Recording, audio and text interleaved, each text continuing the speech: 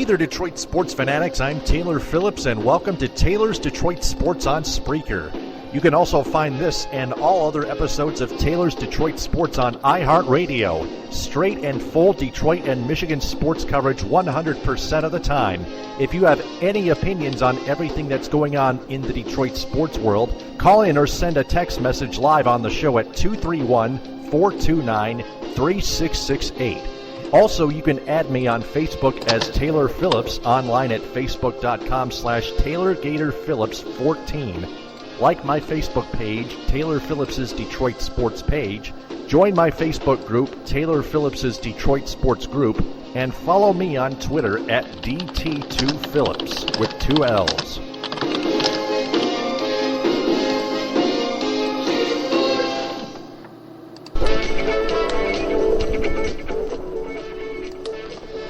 And this is episode 120 on Spreaker.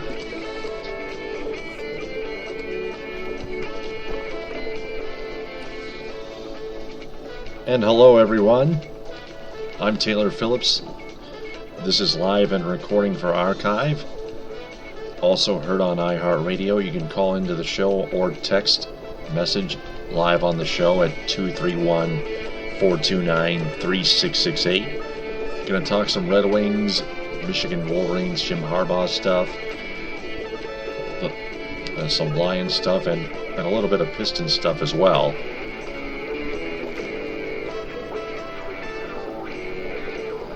First off, the Red Wings beat the Senators 3-2 in Ottawa in overtime.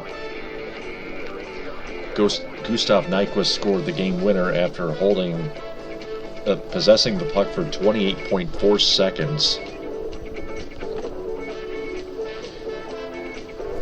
In the dying minute of overtime, the final minutes, the dying seconds of overtime,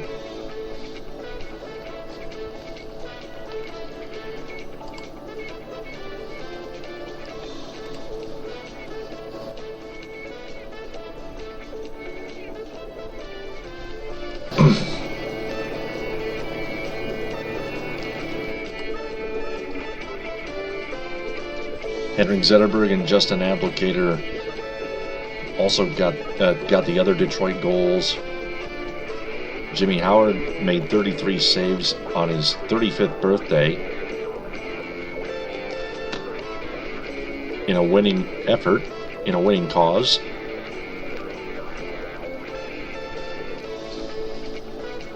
Craig Anderson made 27 saves for the Sens, as Clark MacArthur and Mike Hoffman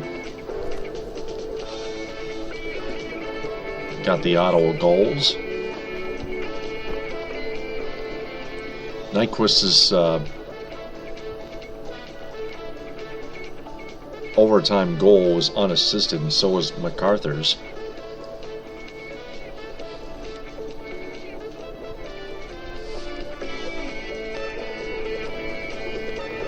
Mike Hoffman's goal is the first goal of the game, which was scored by Jonathan Ericsson into his own net. Just another one of those mistakes, those stupid mistakes, but being made by Jonathan Ericsson. He is hilarious to watch, and the Red Wings just cannot afford that to happen. They cannot afford Jonathan Ericsson. They need to get rid of him.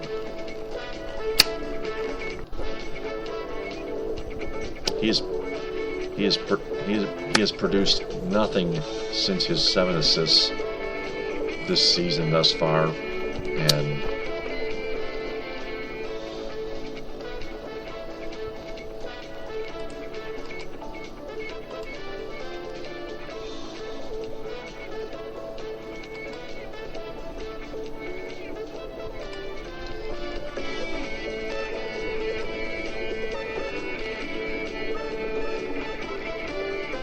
Ericsson is a -5, 30 penalty minutes, 0 goals, 7 assists, 7 points.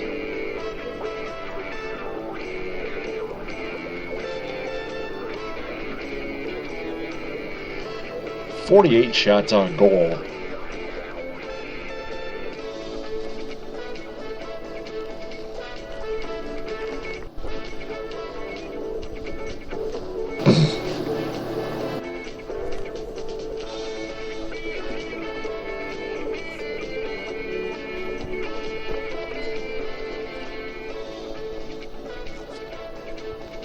But Brian Lashoff has been more of a bust. He's been more of a healthy scratch. He only has 2 assists, a +5, only 7 shots on goal in 10 games played. I think the Wings would be able to trade him to a low-ball team for a defenseman, either Keith Yandel or Tyler Myers. The trade deadline is not until like February or so.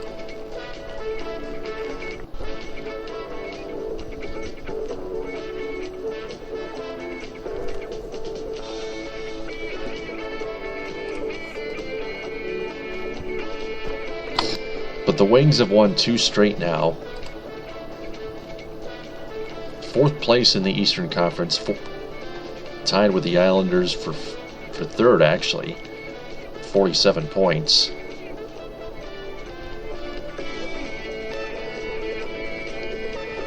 One point ahead of the Canadiens, who have 46 points. The Lightning still in first place in the Atlantic Division with 48. But the Penguins in first place in the Eastern Conference at its entirety with 49 points.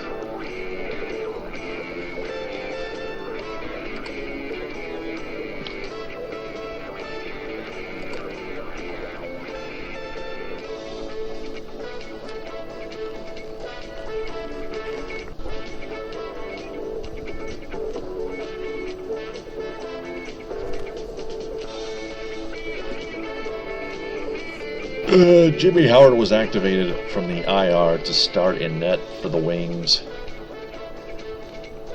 recovering from his groin injury, and he got a win.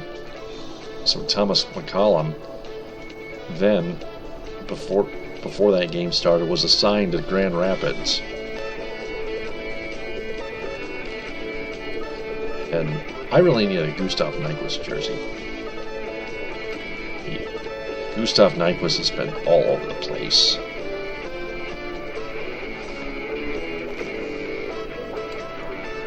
He's just a goose on the loose. And that's what he is. Just a crazy goose.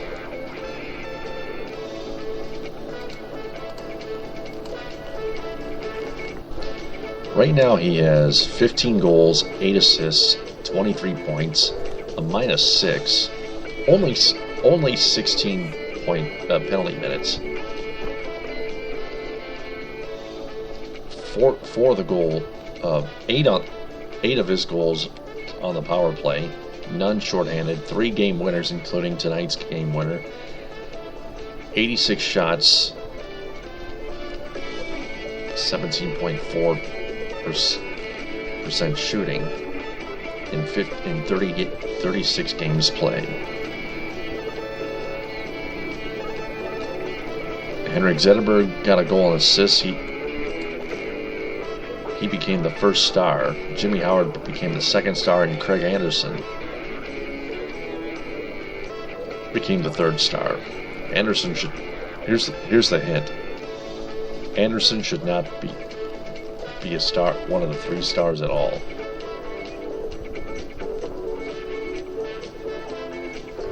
Howard should be the third. Either Nyquist. Nyquist should be either the second star or the third star. Howard should be the second star or the third star as well. I would put Gustav Nyquist as the third star, Jimmy Howard as the second star, and Henrik Zetterberg as the first star. I'm not saying the NHL 3 stars people are complete morons, but they still sure missed a mark. They missed one mark there. Craig Anderson gave up 3 goals.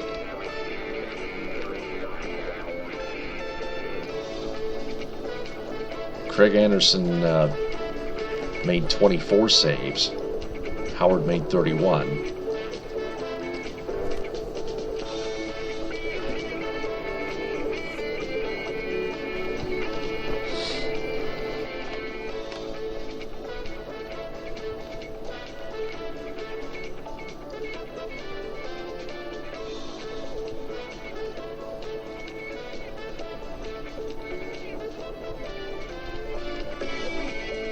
see here. Okay, that's about it. The Wings head to Boston to take on the Bruins Monday.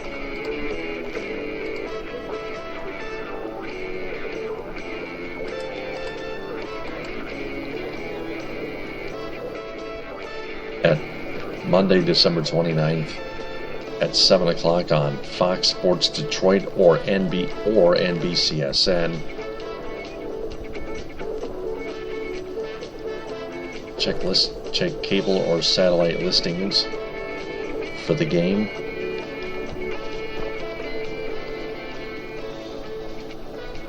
In your area.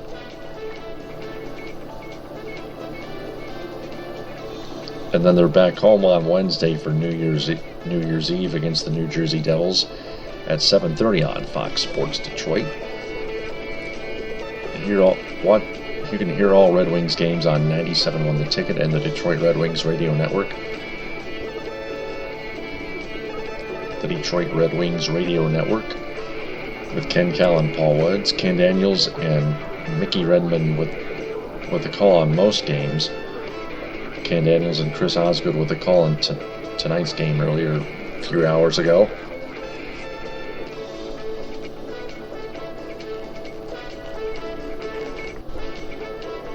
The Wings should get rid of Eriksson.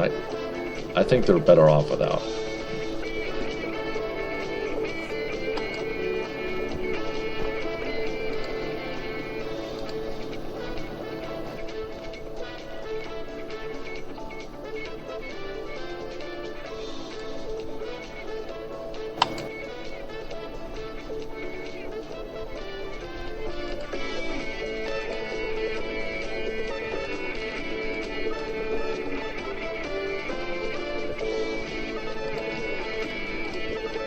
Let's move on to another subject.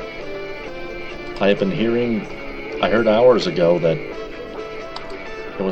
it was not signed yet, but it was official. The University of Michigan Wolverines are expecting San Francisco 49ers head coach Jim Harbaugh to sign a 6-year, $48 million contract to become the head coach of the Wolverines football program and team as well, which is good news. After Sunday, Harbaugh just has to sign the contract to make it all official. So it's not signed yet, but it's a done deal. Sources say it's a done deal. The first two sources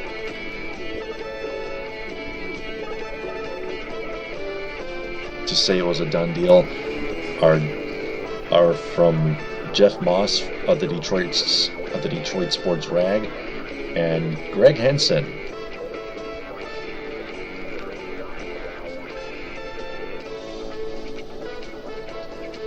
from Pennsylvania.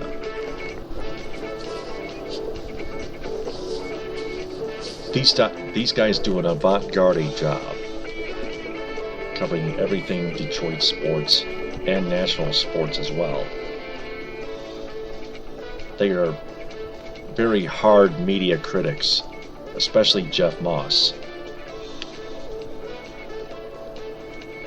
He can be bossy and irritable at times, but that's the kind of critic that I need.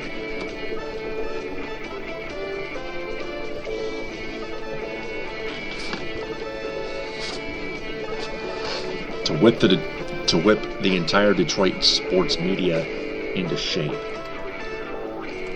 I have a comment from here from Nate at Night saying, "Taylor, how are you?" Good. How about you?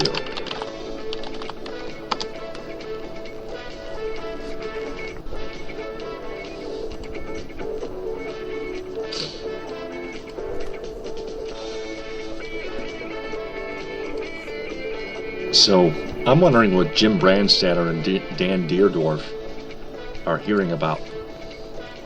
wondering about that.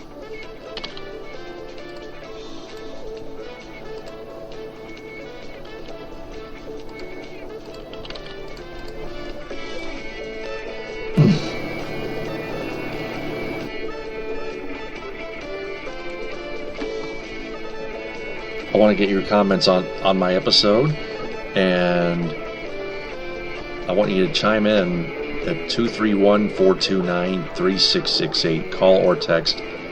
If you text, please provide your name and town. Name, town,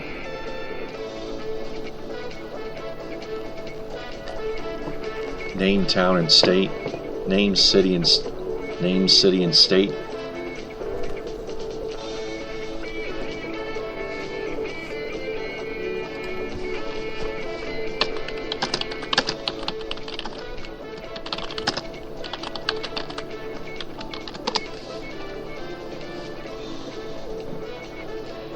And I welcome Nate at night onto the show.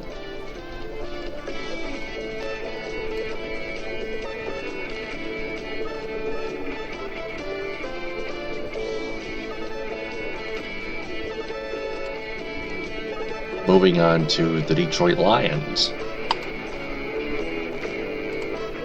First off, they have promoted offensive lineman Darren Keaton, or Keyton, Keyton,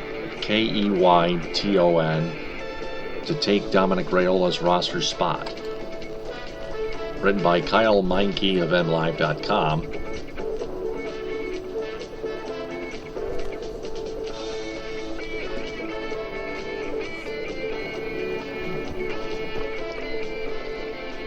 Darren Keaton is an undrafted free agent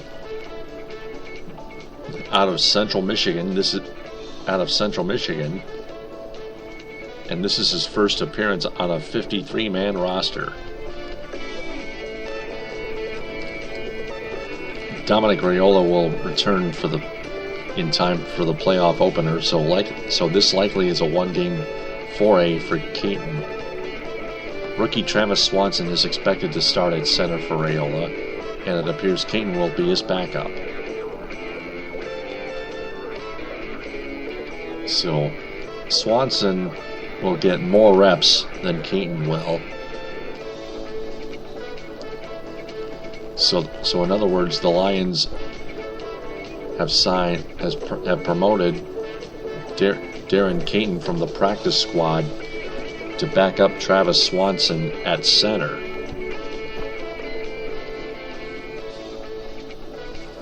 So that's not too bad. That's not too bad of a move.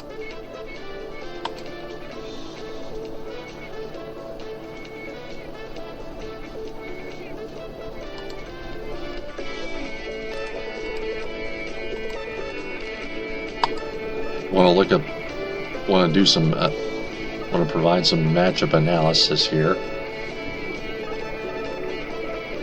just to fill up some time.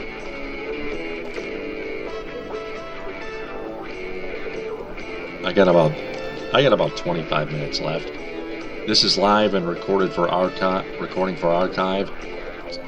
The call and text number is 231-429-3668.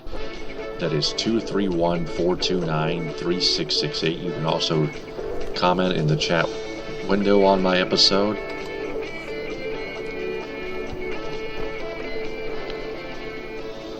This is Taylor's Detroit Sports episode 120 on Spreaker and iHeartRadio. From Justin Rogers of MLive.com writes, headline, Detroit Lions matchup : NFC North title chances rest on the shoulders of the team's defense. A look at the matchup for Detroit's game Sunday against the Green Bay Packers. Detroit Lions offense versus Green Bay Packers defense. Green Bay's defense has been hot and cold this season. The team is coming off its best performance of the season, smothering Tampa Bay on the road. The Packers limited the Buccaneers to just 109 yards and 3 points. The Buccaneers stink.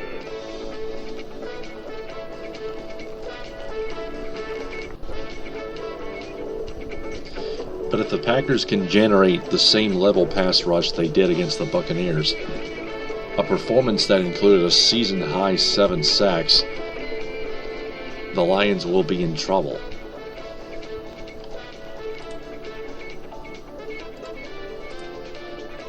But 2 weeks earlier, the Packers' pass rush was almost non-existent as the Atlanta Falcons managed to rack up 30 points in the second half at Lambeau. Wide receiver Julio Jones did an absurd amount of damage. Lions receivers Calvin Johnson and Golden Tate, Calvin Johnson Megatron, were held in check during the early season meeting against Green Bay. That will prove challenging to accomplish a second time, especially with Detroit's ground game showing life and commanding at least a little respect from opposing front sevens. The key, as always, for the Lions will be protecting the football. The Packers ranked 4th in the NFC, forcing 26 turnovers this year. The Lions simply can't afford to give it away in either red zone like they did 3 times against the Bears last Sunday. The edge goes to the Packers. The Detroit Lions defense, Green Bay Packers offense versus the Green Bay Packers offense. The Lions defense is the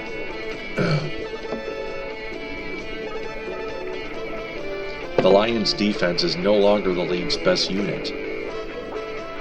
That honor now belongs to the Seattle Seahawks. But it doesn't take away from what Detroit has accomplished this season, limiting opponents to fewer than 17 points per game. On the other side, Green Bay once again possesses a top offense.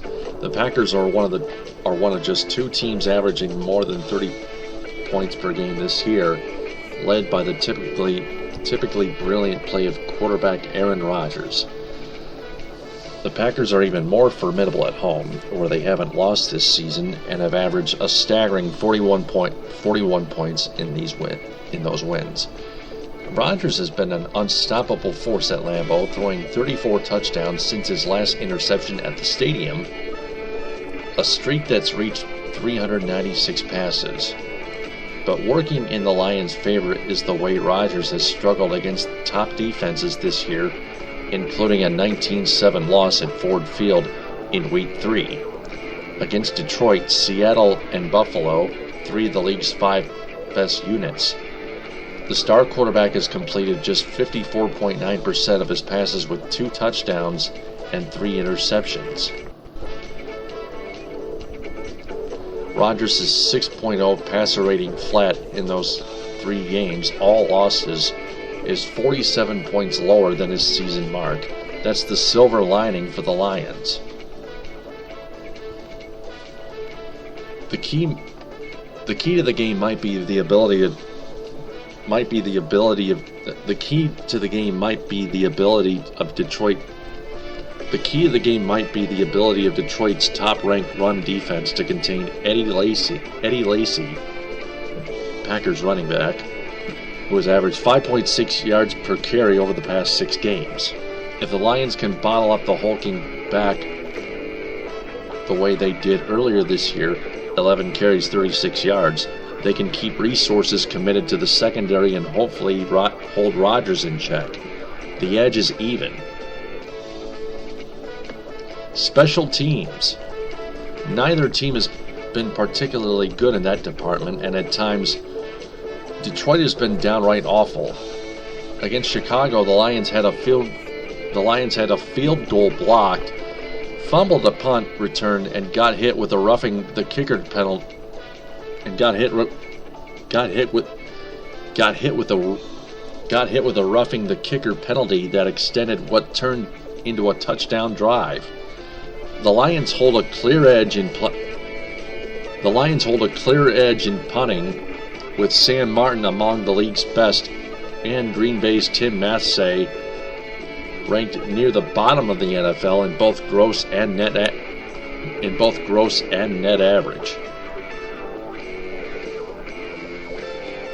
The kicking game is awash with both Matt Prater and Mason Crosby missing 5 field goals this year. The coverage units for the 2 teams have both struggled, but Green Bay's punt return tandem of Randall Cobb and Micah Hyde are more lethal than Jeremy Ross who hasn't brought one back more 14 yards since week 5. The edge goes to the Packers.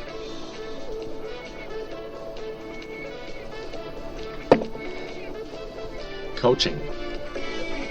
Jim Caldwell has been great even, in the way he's prepared the Lions to wade through adversity on a weekly basis this season. You might not like the way the wins look, but there's 11 in the column and that merits respect. But Mike McCarthy has a far lengthier track record of success, including 5 NFC North Championships and a Super Bowl title. He's more than 40 games over 500 in the regular season and holds a winning record in the postseason. His teams have won at least 10 games 5 out of the last 6 seasons in a league where consistent success is difficult to achieve. The edge goes to the Packers.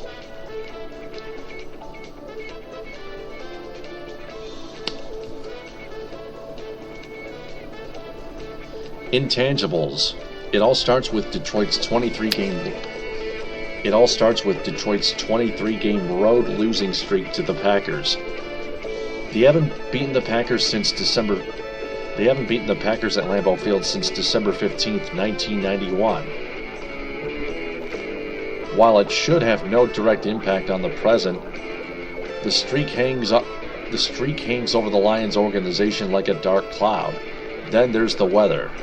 The Lions can preach the mantra of being an indoor team with an outdoor mentality all they want, but saying it and doing it are entirely different things.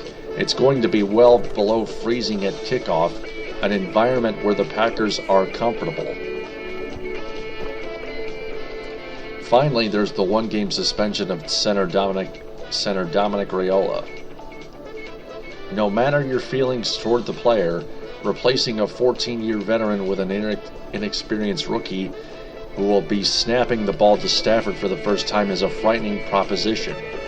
The edge goes to the Packers. Predictions. Justin Rogers says, anyone who thinks the Lions have no shot in this game is being unreasonable. Defense travels and this group already made Green Bay look awful once, but the Packers are dominant at their place, extending well beyond the history between these two organizations, and that's why I think they win.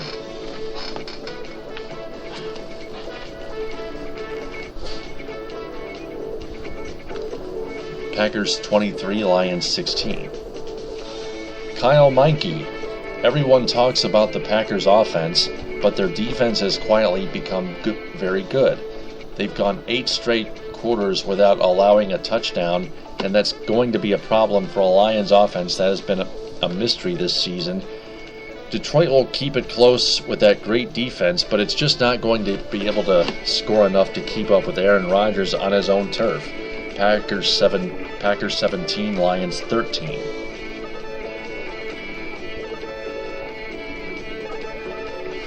Adam Straczynski and John Macaroon predicted the Lions to win. If you listen to episode 72 of the Detroit Sports Podcast,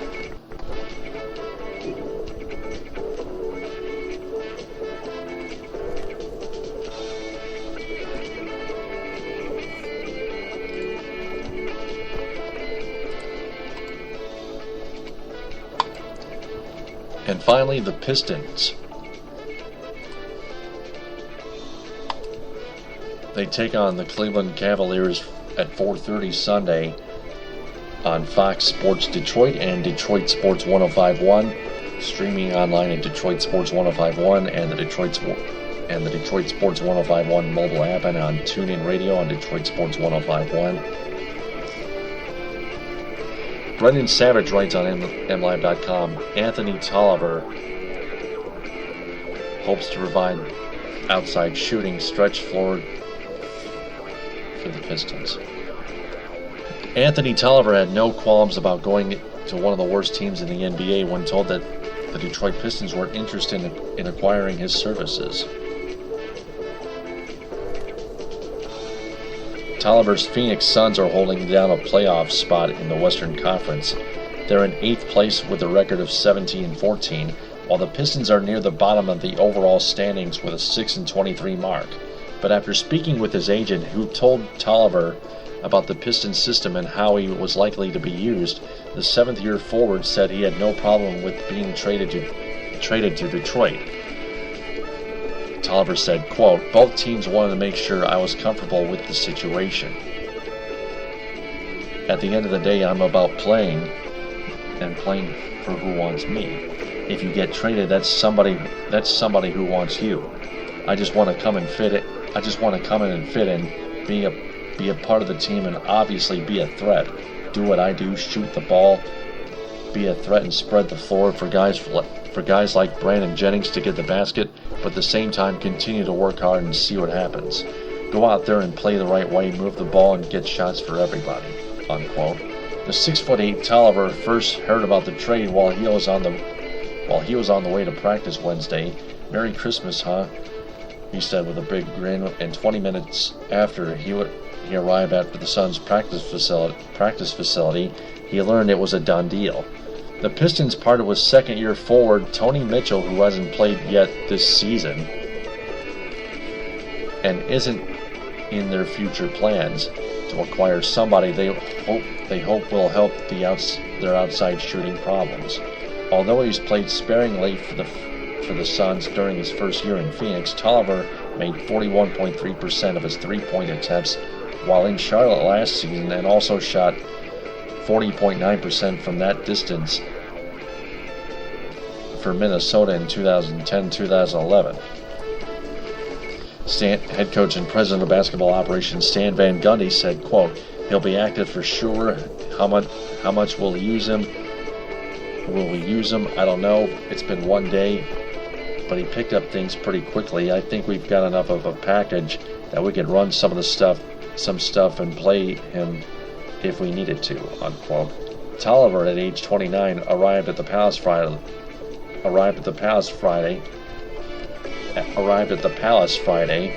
shortly before tip-off of the Pistons' 119-109 victory over the Indiana Pacers.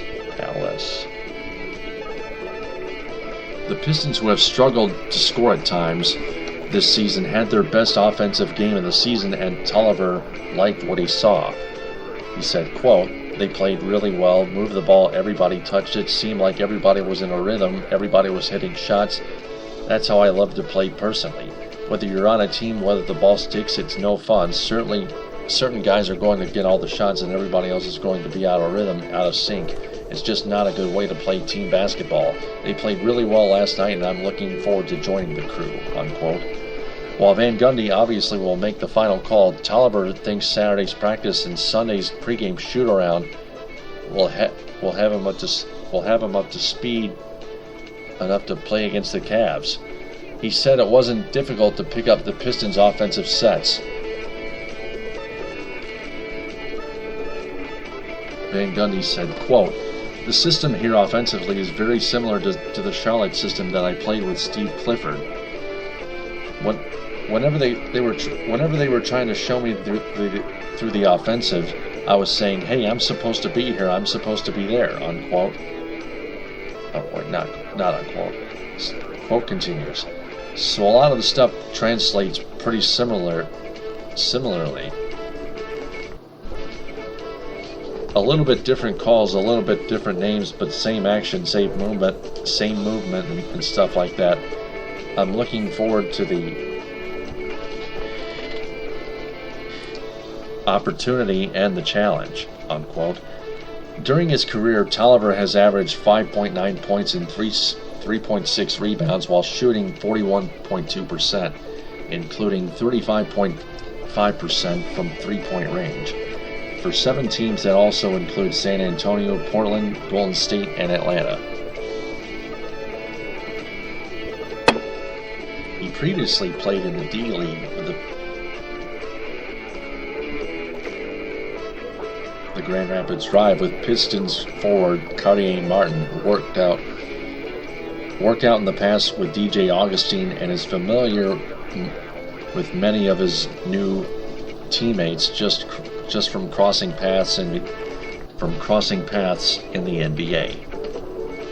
So we will take a look at new Piston forward Anthony Tolliver when the Pistons take on LeBron James and the Cleveland Cavaliers at Quicken Loans Arena Sunday